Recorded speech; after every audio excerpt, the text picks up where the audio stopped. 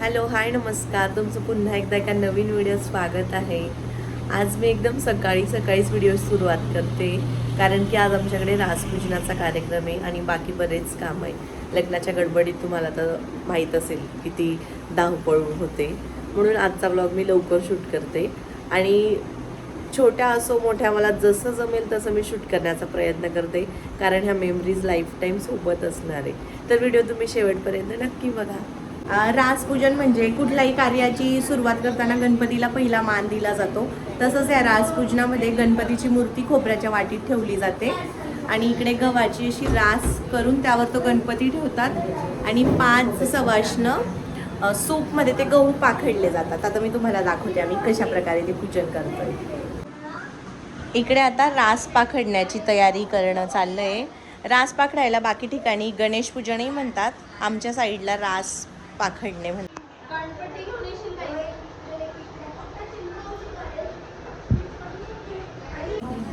आता इकडे ताई ते थोडंफार डेकोरेशन पण करता. ही जी मागची वॉल आहे ना, इकडे फुलांच्या माळा सोडून आम्ही थोडंफार डेकोरेशन करतोय. तिथे खिळे आहे ऑलरेडी.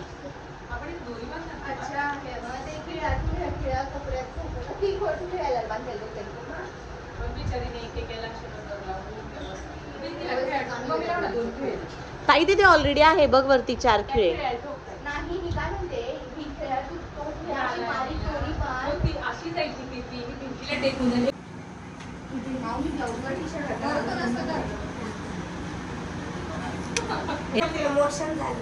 चल तिकडे लावू लाग.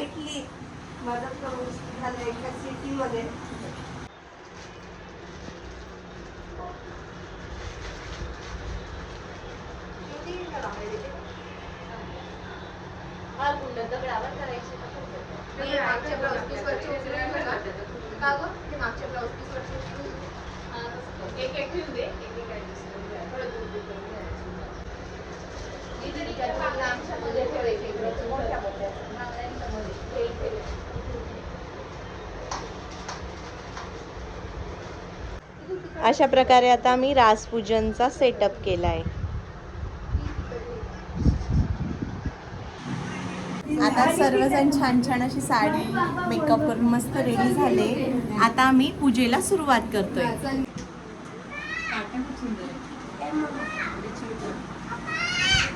ओ बेटा 1 मिनिट थांबा शोना, सेट होऊन जा सगळे.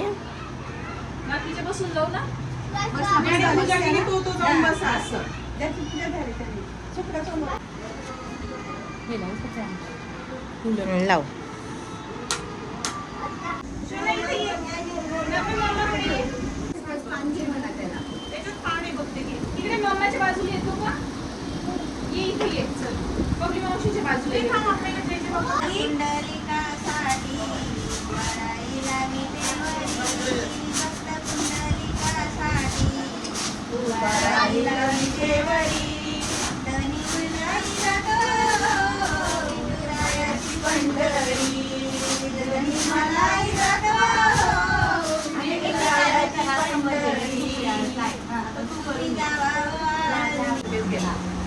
महादेवाच्या पिंडीला बेलवाते वाकून आणि राजमामांचं नाव घेते, तुमचा मान राखून.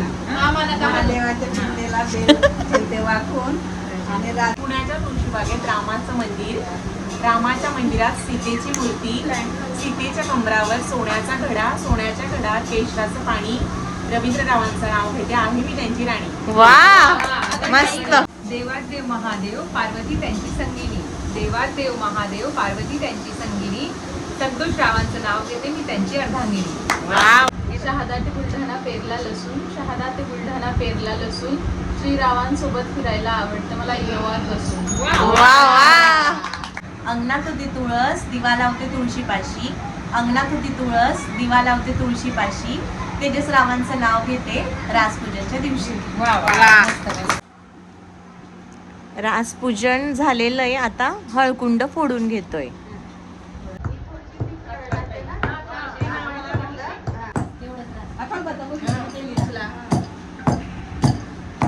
मग हीच कालवणार ना तिला लावताना.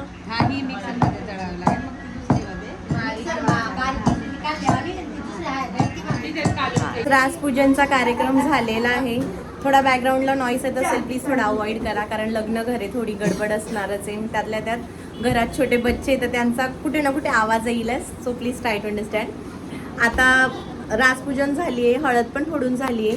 आता आम्ही जेवणासाठी बसतो.